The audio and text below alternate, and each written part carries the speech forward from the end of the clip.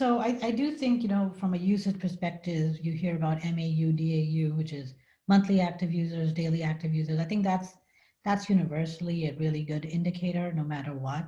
Mhm. And then I think the second for me would be engagement at any form, right? Whether they're opening support tickets, they're responding to emails, meetings, reaching out to you. That would be the second one. And then the third is really that exec the relationship. Are they tied in? Are they bought in and aligned? Those would be the three key churn indicators from my perspective. Yeah, the executive one is a very good indicator as well. I feel like if you have the person who's the decision maker who might not be 100% bought into it, even if the rest of the team is, that definitely could cause some friction going down the line. That's correct. Yeah. What about you two, Sean and Dana? Your top three. Yeah, agree with all three of those.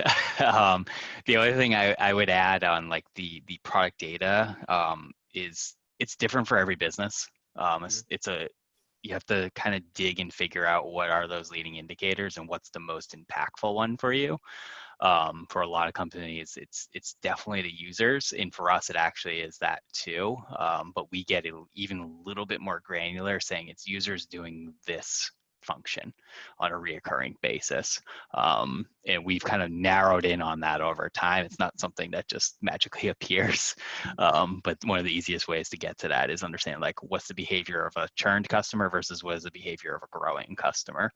And then 100% on the relationship side, it's really, if you don't have a multi-threaded relationship, you're definitely at risk, especially with larger accounts and working with average contract values that are higher. So making sure you are threaded through your buyer, your champion, and the person that's actually using the platform at the end of the day. Yeah, and on our end, just for overall customer health, we're really tracking ARPU over time. And then, churn indicators for us is declining volume or customers downgrading to a smaller plan. Obviously, direct mail right now is not a thing, especially with everyone working from home. And it actually we were kind of semi to a benefactor to our vision, mainly because our market where we play is we talk about personal experience. And a lot of that is being digital and being invite driven.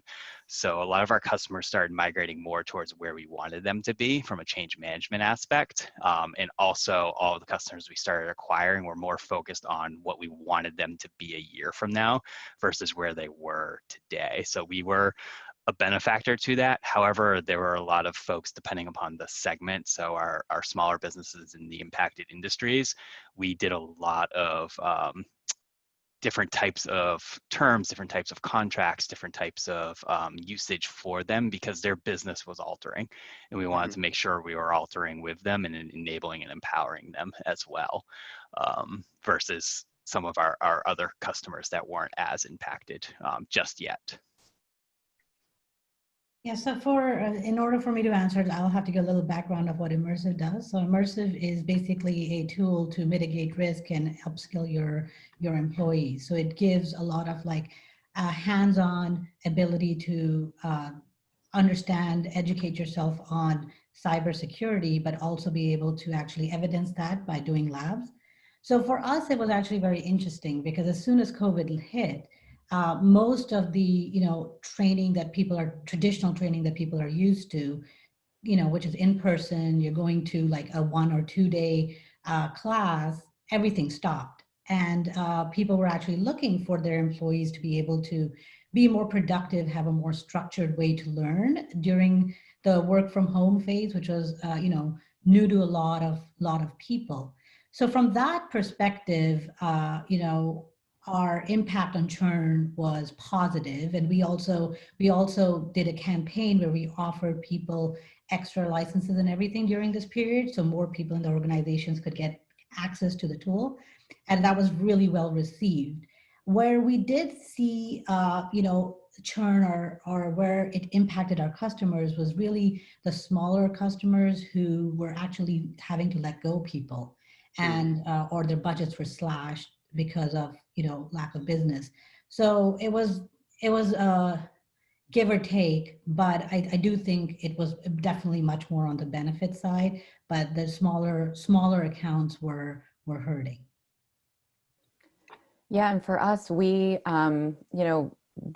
we always want to continue to be trusted partners for our customers. And so if anybody was reaching out where their business or their industry was taking a hard hit, we were helping them with their monthly bills, whether, in terms of like a credit or a free month or something. And, we just let customers know that we're here for them, and, we can take it month by month and revisit to see what's happening. On the flip side, we also have a lot of customers in the educational sector. So since a lot of, mostly a lot of schools and educational groups are going online, their volumes all increased exponentially. So it was kind of, we were seeing customers taking hit that we were able to help, and then other customers, businesses were ramping up. So we weren't too badly affected, which was good. The one other thing I'd add is, this was actually a really important time for customer success or post-sales to really step up and be there for their customers. And it meant being creative, right? Like the normal rules really didn't apply.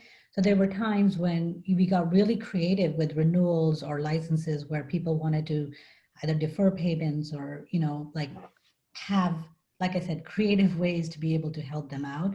And I think, that really differentiated companies who were just there and doing the exact same thing versus people who are adapting and really looking out for their customers. Yeah, just to add that, empowering your team too with those types of things, with like the levers and the playbooks that they could trigger in COVID. That was huge to show how your brand was really impacting and working with your customer and really showing empathy at the end of the day, especially with like term extensions and empowering whether it's your CSM or your account management team with those levers to actively talk and really build trust with that customer during a hard time. Yeah, we also had we have an option for customers to leave us like a reason or more feedback if they're going to downgrade or cancel. So we were keeping a close eye on those. And if anybody did mention COVID, then we made sure to reach out to them specifically, or get on the phone with them just to see how badly they were impacted and how else we could help, just to kind of keep them hanging on. Yeah, it seems like the real big factor to helping prevent a lot of that churn is being there for your customers and really treating them as people, and really reaching out to help. Danny, you said one thing that that I wanted to jump on was feedback, specifically about feedback for COVID. Coming from support, we take a lot of feedback from our customers. I was wondering, from a CSM perspective, how do you guys identify specific feedback to help you improve the tool versus customer emotion, and how do you guys really work with those two alongside support to prevent churn or to help improve the customer experience? We obviously like to take all feedback from customers seriously and not just kind of blow it off like, oh, we're not going to ever implement this. So we have some internal tools that we use that are linked to Help Scout. So we use Jira, and we also use a product called Product Board that our product manager helps kind of keep, bubbling up the things that are getting requested most. And we make sure to take all feedback that we get from customers and pass it back on to the development team and talk about it in weekly meetings and quarterly planning. So we just have this constant feedback loop that starts in our ticketing system. And like I said, ties back to the tagging and the other internal tools that we use. Got it.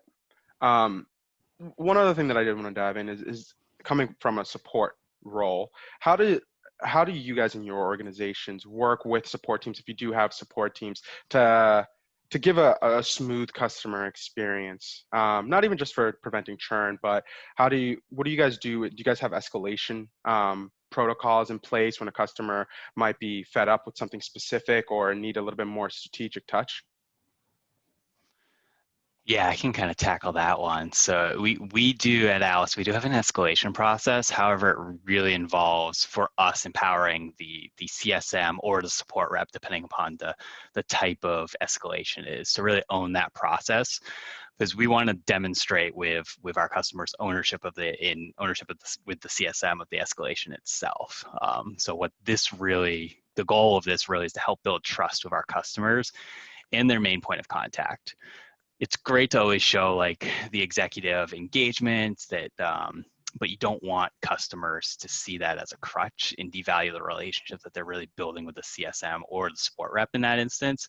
So a lot of the times myself and our leadership team, we spend a lot of time internally planning with the CSM or the rep when there is an escalation on how to handle that situation. So we can then show them like, how can you demonstrate to the customer their ability to resolve that? And then if it escalates further, then we go through kind of the normal escalation triage path. But generally we try to empower our CSMs and support reps first in our case. Yeah, so, escalation is funny because it's very rare that it's like, something very technical and oh, you have to resolve this bug and the escalation is gone. The escalations, by the time they get to it, are usually very emotional driven. And so the way I kind of look at it is two ways. You want to, as Sean said, like empowering is the key, right? And that empowerment comes at different levels. So to your point about support, support will always, regardless of an escalation or not, they will always include the customer success manager whenever either things get, are in uncharted territory, or it's not straightforward, or there might be an instance of CSAT. But more importantly, we also have our sales team empowered to be able to go in and sort of flag an account if it's escalated. And that's really important because, again, the whole point is to be able to de-escalate from the start. And the last thing you want is the customer calling your CISO or your CEO, and then you getting that call, right? I mean, we've all been there and had that happen, which could be at midnight or at a very awkward hour. And the point is you basically give an avenue to be able to de-escalate early. And again, going back to what Sean said, is empower the team, but also have a clear resolution path that you can walk through. Yeah, and on our side, what I have found, at least in our experience, is that like in most cases the customer just wants to be heard, right? So if you need to get on a Zoom call or a chat or even continue over email, we just make sure that we give the customer an opportunity to speak their mind. But we also have a very strong value that we don't allow customers to be mean to us. If a customer is really escalating and really being nasty or even, using profanity, that's just a big no. And, at times we have said, this is not going to be a good fit, and it's okay to part ways with your customers if it's no longer a good fit. But, most of the time we just let the customer, talk themselves out, and 9 times out of 10, it self-resolves. I do get involved when I need to, but mostly I just sit there and listen, and, it's okay, and we'll work it out moving forward. And that's usually all that it takes. Awesome.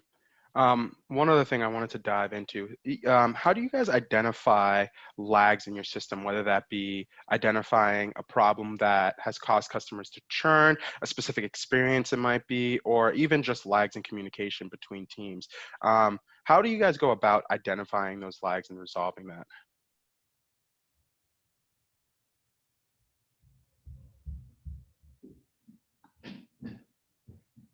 Sorry, when you say lag in the system, you mean like getting data from the platform, or? Oh, yeah, sorry. More so, I'm meaning hiccups in the system, things that might cause bumps for customers for renewing. Maybe it's specific experiences that customers might have. Like a churn indicator. Yeah. Cool. I can tackle that. I'm gonna preface this with, in case my CEO is on the line, because he hates when I say this, is I love churn personally. It fascinates me.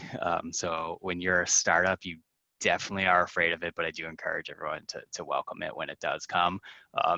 There is no silver bullet across all businesses to solve for churn, other than really it takes time to dig in to each customer to identify like what went wrong and then work backwards from that. And that's kind of how you start getting to like these more leading indicators. And just to give you like a really quick example, that was very similar to Alice, and it was an early customer of Alice that told us we were too expensive, for example. That's a very broad statement, but when you broke it down, it was really great to learn, like, why were we too expensive? And when we dug into that, we learned a couple of key things that ended up being churn indicators for us. So they were spending a ton of hours really doing a roundabout way in our product because our product lacked XYZ feature or XYZ ability for that end user. So from there, we started to really focus on how can we support that use case better, whether it's with product or whether it was with some form of services on that side. We also identified that behavior in our existing customer base. And we really said, this is a churn indicator. So how can we see what are customers of similar or like qualities to get ahead of that? And now it's more of an automated thing for us. And then also the other thing that we learned was how they were measuring success. And this is more, I would say, kind of from a go-to-market perspective, is they wanted to achieve a result that based on several factors, they weren't going to be able to achieve it. It was too aggressive. So what we ended up doing from a marketing and sales and CS alignment perspectives, we built out several gates in what we would call our discovery process with not only our CSMs when they are kicking off and really starting day one with customers, but also our sales team so they can get ahead of those expectations. It was just something we've never run into before.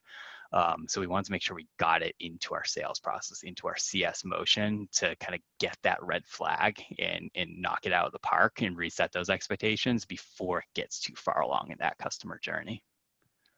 Yeah, I like that approach. It's a two-pronged approach of re-identifying things that have been causing some customers an issue and then diving deeper into that to prevent that for other customers, and then resetting those expectations so that customers know what to expect when working with you guys. That's a great approach. You know, I heard something a while back, and it's really been a driving like mantra for me from a CS perspective is, you know, they say that like churn is not a customer success problem, it's a company problem. And I think it's really important for companies to realize that, because there's a lot of reasons people churn. Some you can control, some you can't.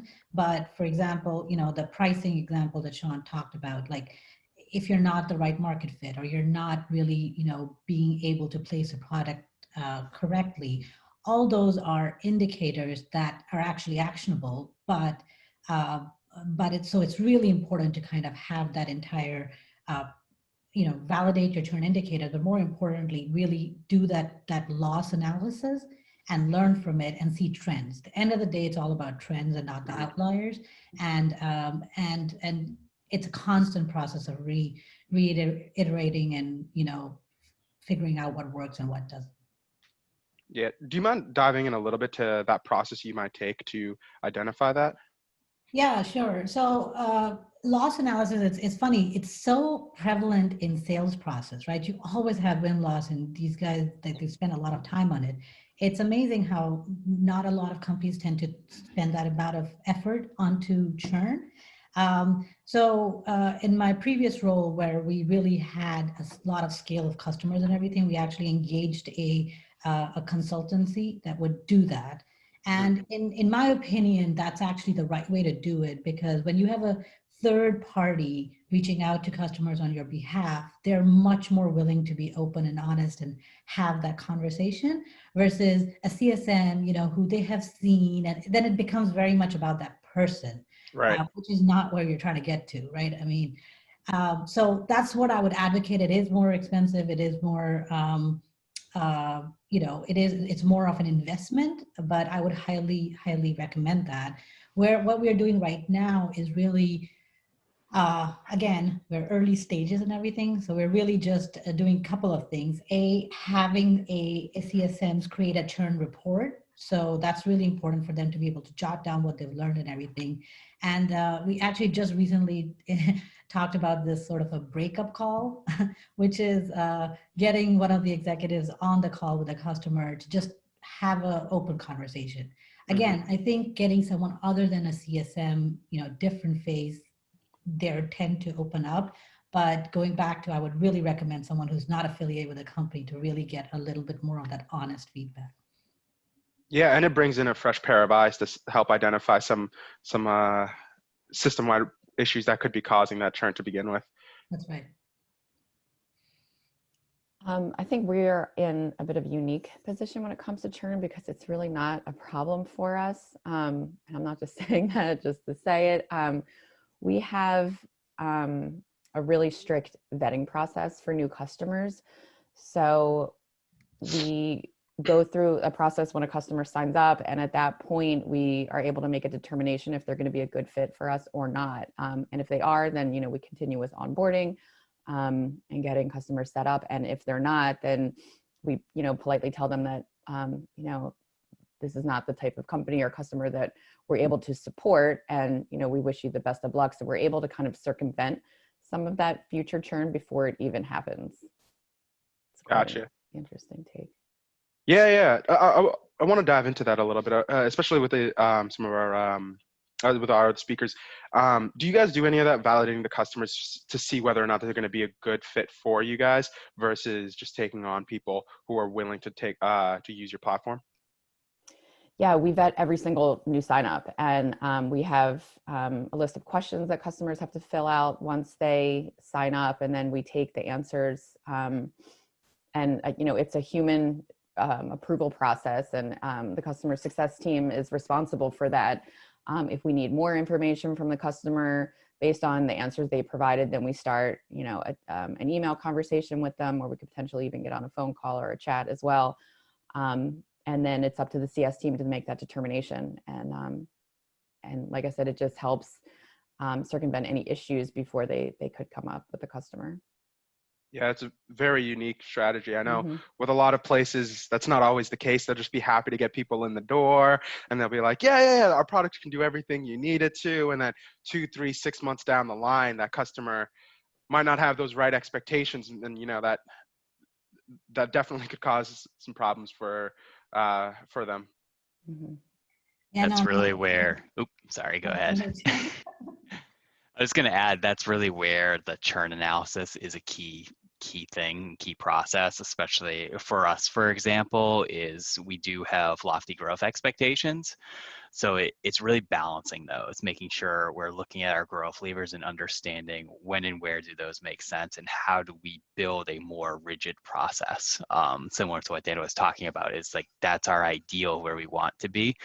But we also know we want to open up different markets pretty aggressively. So it's always a balancing act of understanding what works, what doesn't work, and really improving the process and iterating along the way. Yeah, I was just gonna say, we don't have that problem. Our sales team never oversells. I'm kidding, of course. You're right. It's very hard to be able to walk away from that deal. And I'll be honest, we really haven't done that. I would love to be able to do that. What we do instead is after we have our handoff from sales to CS, we actually have an internal call to understand what they sold and really understand what they're trying to do. And if things are not aligned, we use our introduction, our kickoff call with the customer to basically help reset expectations. And I think that's really important. It'll be very rare that people don't buy the product because they don't think it's the right product. It's mostly because their expectation of what they can get are out of sync. And so we really help reset those expectations early in the stages versus later on. Yeah. One thing that Dana, I think you said, is that you had a handoff from onboarding to CSM. Is that correct? No, the CS team, the customer success, customer support team does it all. We don't have sales, and we don't have like a differentiator there. The team does everything from pre-sales, landing page questions, contact form, demo questions, to onboarding, and then, life of the customer. So we are one-stop shop and customer success on our team. Gotcha. Wearing a lot of hats at once. Lots of hats, yeah. But it's great. I think it's also beneficial because we start the relationship with the customer day one, right? So they know they're always going to kind of get the same group, and it's not just sales is passing off, and that's okay. I mean, that does work in some companies, but for us, we kind of keep everything under one umbrella, and then we're able to really cultivate and start relationships with customers from the get-go and find out what their needs are and what they're really looking for, and help them through all the different features and help them get feature complete into the product. Gotcha. What about for you two, Stuti and Sean? Do you guys have an onboarding process or an onboarding team that interacts with your customer before your CS team gets on it? Yeah, so our product has like two components that are challenging. One is the change management aspect, and the other really is the technical implementation aspect. And we bucket those two things separately. And the main reason for that is they're really two different skill sets. So when a customer is coming on board on the technical side, we do have our sales engineering team actually wears many hats. They play the role of sales engineer, solution architect, and also a technical account manager. So they are threaded throughout the whole life cycle of the customer. So in pre-sale, they'll be engaging if we have, for example, Salesforce integration that we know is impeding or coming up, and it's with maybe multiple Salesforce instances or really complex Salesforce instance. That person will be there to support our account executive. They'll also be there during the implementation and really be running point on the implementation. The CSM will come in at really either right before the point of sale or at the point of sale and really understand the business and also be the quarterback for that solution consultant too, to make sure they're on track in terms of what are our customers' goals in aligning the change management and the training and everything else that has to go on the other side from the business standpoint, but also aligning it with the integration too. So that's how we handle it logistically today.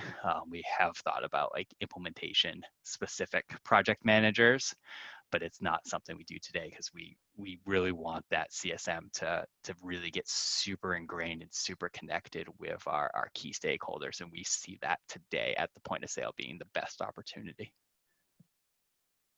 Yeah, I mean, it really depends on the type of product and what's required. Implementation phases and onboarding was kind of a little bit from the days where people bought an appliance and it would require some sort of installation, right? And moving into the SaaS world, that concept is really dwindling. And what people are, most SaaS applications are very intuitive. So I've done it both ways. I've run organizations where we sort of created a customer success onboarding team or specialists that only do that. I think it is efficient for scaling. I do agree with Sean that the continuity is lost a bit.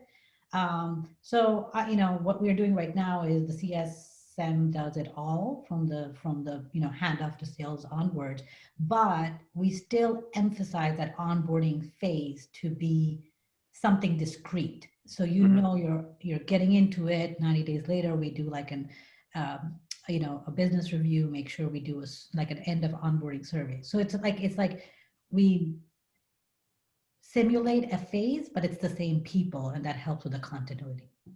Yeah, and you're right. It'll just one person owning it. They're with that customer for the entire life cycle of that customer. Definitely helps. I just want to add one more thing before you move on. So our customer success team, we actually split our weeks up into proactive work and reactive work. So the reactive work is when you're in the queue, communicating with customers directly, email, chat, or phone. And then the team also has days away from the queues where they're doing their success work or focus work. And that's any proactive work that we can do that's customer facing. So we're responsible for doing all the help documents, the developer docs, webinars, guides, manuals. So that's one thing that I think we can help kind of keep the cycle going, because as the customers are onboarding, like via email, they're hearing the questions that the customers are asking. And then we in turn take that feedback and make sure we are including that in our onboarding documentation or, follow-up docs or feature docs. So, having it all under that one umbrella, like I said, works really well for our team. And our product is technical. So like I said, we do have developer docs, but we try to make sure that everything is really conversational, and in a format that's, easy for customers to digest. Yeah, that's a very interesting way of going about it. I feel like you have such a cool perspective from having to do all these different tasks together. Mm-hmm. One question I had about that specifically, when you have a proactive week versus a reactive week, does your team split that in two so that some people are proactive while the others are reactive? So you have a constant, you have constantly people monitoring that reactive channel? Yeah, Or for sure. So first of all, we have 4-day work weeks at Wildbix. So our normal Amazing. week is, I know, it's great. Wildbix is a wonderful place to work. So Monday through Thursday is our normal work week. So everybody is doing the reactive work on Mondays because that's kind of our busier day, taking, everything that came in over the weekend. And then between Tuesday, Wednesday, and Thursday, the team splits. One person is having their focus time or their proactive work outside of the queues, and the rest of the team is in the queue. And then we have other folks that are working Tuesday through Friday, just so we do have that Friday coverage. So there's always overlap. There's always people doing reactive support, and there's always people doing proactive support to make sure we have that constant coverage for customers. Gotcha. Yeah, I love that model. It's so cool. I'm just so jealous you have 4-day work week. That's amazing.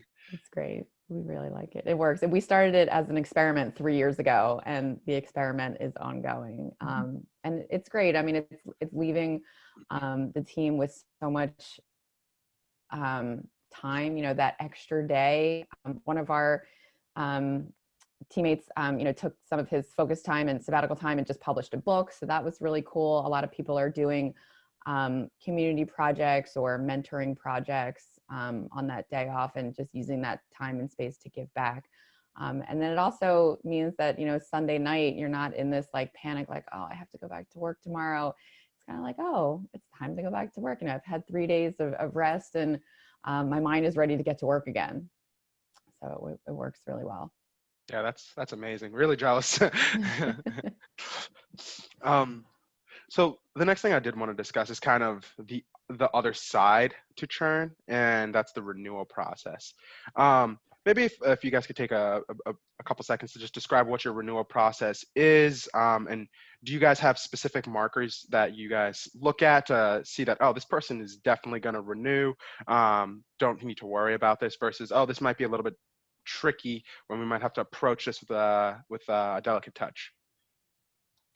I can start. So for us, the renewal process, the customer success team is incentivized for renewals, but they're not compensated on them. So the account managers still own the actual renewal.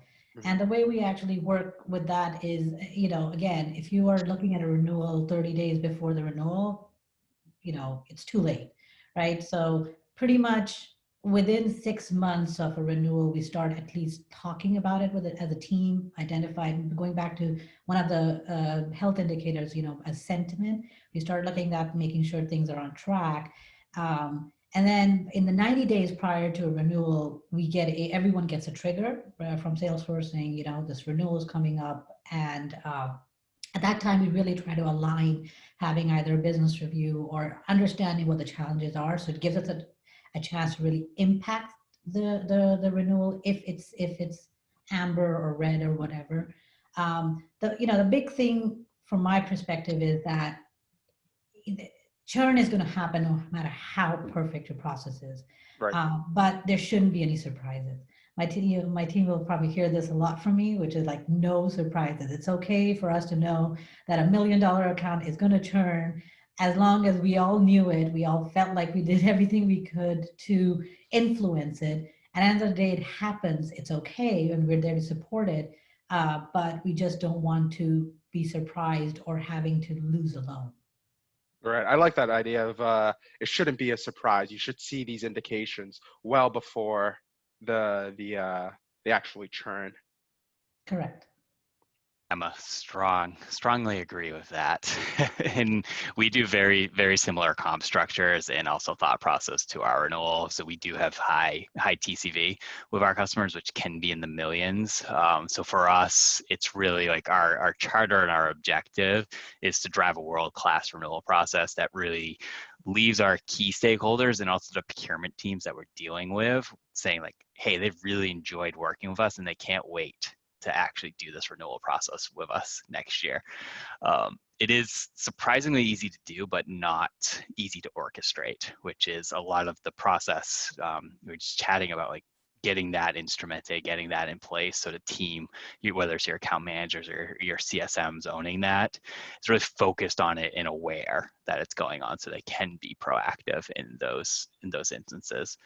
And one of the biggest things that I've learned over time is just having your company recognize and really appreciate that your renewals are the lifeblood of your business and one of the most important assets to you, and really getting the executive team aligned on that. So that renewals are kind of the thing that fuels your business, and you really should have an art and appreciation for it. In terms of that mindset, it goes back to saying customer success really is a company initiative, not just a department initiative. Definitely. For us, we have a monthly recurring subscription, so we don't use, any long-term contracts or things like that. So every customer is on a monthly recurring plan. So unless the customer downgrades or cancels, they will renew automatically. So it makes that process really easy for us. And if a customer is going to, downgrade or cancel, we would hope that they would reach out to us first. And we can talk about it, whether it's an us problem or their problem, but we don't really get, too many situations like that. And it's not something that we need to focus on as a CS team. Gotcha. So I guess with you, Dana, your process is a bit unique since you're doing shorter term contracts. Do you ever have times where you can identify that a customer might not be signing back up next month? And do you ever do preemptive outreach to those kind of contacts? Yeah, we do have a report that we look at from time to time that shows customers' volume decreasing. But again, it just ties back into our whole, churn's not a big problem for us. So it's usually not something that we even need to spend a whole lot of time with. It's really just not a focus for the team at this point. Got it. I mean, I'm jealous of your life. Churn's not a problem. You got 4-day work week. Happy to talk about this more anytime. It's easy to talk about. It's fun. Well, speaking of also of a renewal, one thing that I also wanted to dive into is the MRR of a customer. Do you guys prioritize high MRR customers when it comes to renewal versus others?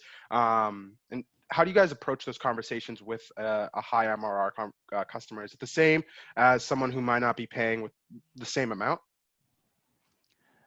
At Alice, I would love to say we don't prioritize some larger customers over our smaller ones. However, we definitely do.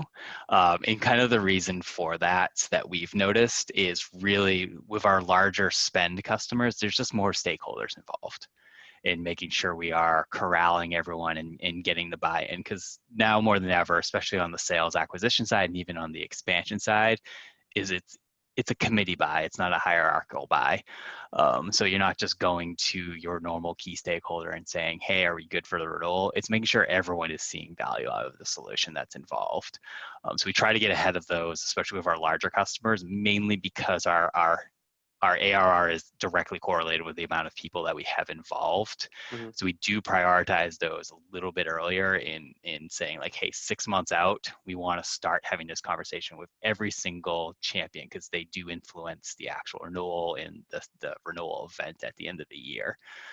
Where our smaller customers, we can afford to have that a little bit closer to that 90-day mark where there's only 1 or 2 stakeholders that are actually in that decision committee. Gotcha. Yeah, it seems like when you have a pool of a lot of people, that's a conversation that needs to happen within their organization itself. So giving them enough time definitely makes sense. Well, what about you, Stuti? Do you guys ever prioritize high MRR customers over others? Yeah, absolutely. I mean, we look at more from an ARR perspective, but same difference. And but yeah, I mean, our engagement model, how I basically resource a team, everything is triggered on that. And yes, it is to do with securing the highest revenue, obviously, right? But it's also, I think Sean alluded to this, is that if you're buying a higher number of licenses, which creates that higher number of ARR, or you buy multiple products, the time spent with those type of customers is just larger, and you're probably talking to multiple teams, and so it's kind of a natural progression. So I wouldn't necessarily, for me, every churn, regardless of MRR, ARR, should hurt, and it does, right? But what's important is your engagement with those customers. So I guess the way to summarize it, absolutely, our engagement model is different based on that, but our passion to make sure customers are happy and renew is not dependent on that. Right. They'll get that passion across the board. Correct. Good. Speaking of renewal, keeping on this topic, how do you deal with difficult customers that are still interested in renewal, whether it be customers asking for a large discount, or even to a point where they might not be happy completely with everything that they're receiving, but they still do want to continue utilizing your platform? How do you deal with those specific customers? I mean, conceptually, we talk a lot about being empowered to be able to fire a customer. I think Dana alluded to that initially about, respect and making sure that, they're not abusive to your employees and everything. And I truly believe that. I think it's just harder said than done from a difficult customer, right? If it's black and white and there was like words said and it's just blatant abuse, I think in those cases it's a little bit easier. Mm-hmm. But where it gets tricky, and one of the examples that come to mind is in one of my previous roles, there was a customer who bought, I think, 5K ARR, okay? And their expectations from the time they took from support and the CSM was, I'm talking about tens of hours a week. Mm. And, and it was just a lot of expectation, very needy. Mm-hmm. And trust me, we spent more than I wanted to try to like keep this customer happy. And at the end of it, they did churn, which was actually a better relief in the system. Not the desired outcome, but I do think sometimes looking out for your employees in the system where they're spending a disproportionate time on these customers, it's a hard decision, but should be made. Yeah, it's all about the understanding, and I always say trying to prevent ourselves from throwing the kitchen sink at a customer, where we're truly trying to understand like what is the value or the perceived value disconnect. So a lot of times they say it's a money issue, but it might not be. It's generally that value or perceived value issue. And kind of your goal as a CSM is really just get on the phone and dig into why. Why is this happening? Like, where is this disconnect? Is it something we can plan for and solve? Or is it something in that example where it just makes sense to cut ties? And kind of from speaking from more of a CS leader or even a sales leader, one of the easiest things you can do is, and we talked about this earlier, is empowering your team with what are the offerings you can give in those types of situations right off the bat so you can get to those solutions. So could be examples of how do I get a resource on my end to help a specific technical issue, or if it's an issue where their value, they're just not able to get it because of their plan is restricted, how do we give them an offer that doesn't necessarily give away anything, but give them more value out of your platform? And it could be additional licenses here leading up to the renewal to show that if they agree to XYZ commitment on their side in terms of change. Gotcha. So it's a lot of figuring out what the root cause of it, because it might not always be the price, and then finding a way to meet that customer halfway. Yeah. Gotcha. It's the classic sales principle, the give and get. That's what I always tell our team. Gotcha. So we have about 9 minutes left, so I'm just gonna take a look at our chat to see any questions that we have from some of our people that have joined us today. So Sean asks, what are some specific things you do to create a world-class renewal process? And what are key churn indicators? So I guess those are two questions. We could do them one at a time. Yeah, I can tackle the world-class renewal process. So what we do is we really spend a lot of time with I'll talk about it from like a year one perspective for a customer, is we spend a lot of time trying to understand them as a company and their goals, whether they're champions or influencers or power users or really the buyers, and really documenting that. So when we're engaging with them on a regular basis and in prescribing what we want that plan to be over the course of the year, is customizing it to them. Because everyone's goals are going to be a little bit different.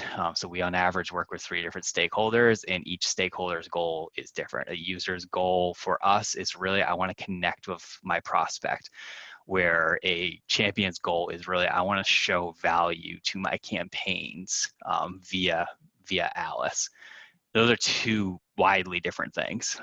So when we start engaging on the renewal is we really focus on not only having conversations with our champions and their influencers to make sure they're articulating the story to the buyer and really being a trusted advisor to help them progress that story. So they are advocating on our behalf at the end of the day, and we're not actually spending a lot of time, especially in our business reviews. We want them to shine a light, not us to shine the light. So we spend a lot of time up front doing that and just setting that expectation up front. And that's really what leads us to having a really regimented renewal process, because all those expectations that we set on day one or day zero are just going to happen in the renewal process, and they expect that to happen. We are going to talk to you about your success metrics. We are going to expect you to share this with your buyer. So all of these things generally in my experience can be solved with how do you just nail the expectation setting up front, so you're not playing catch up or you're not throwing curveballs at the time of renewal. It really comes down to just being proactive there. Gotcha. Let's see here. We can go through some of these other questions. All right, so this is a question I think specifically for Dana, since you touched on Jira. Besides automation, how do you train folks to address churn directly with customers, or do you hire a specific persona? I'm sorry, can you say that one more time? Yeah. Apologize. Oh, sorry, I just lost the question. There it is. Besides automation, how do you train folks to address churn directly with customers? I would say the conversation, starts in our ticketing system in Help Scout. If we're seeing any indicators in the conversation or in usage dropping, then just again having that human touch, that human element to it, starting a conversation with the customer, and really seeing what the problems are. Why is your volume dropping, or why are you not as engaged in using the product as you were, maybe 6 months ago or even last month, and find out if it's an issue with the customer's business, or, like we were talking about before, COVID, or a lot of times the customers churns on our end because they're either not involved with a project anymore, or the project ends, or the project didn't take off. Or maybe the company got bought and they've already have another system in place, and they just don't require the service anymore. So for us, it's really just, having an open conversation with the customer and finding out really what the problem is deep down, and going from there. Well, we got about 2 minutes left. I just want to say thank you all for joining us this early in the morning. Special thank you to our panelists for letting us pick their brain. For all of you guys that are at home on the Zoom, feel free to join all the other great events that we have going on for the rest of the day.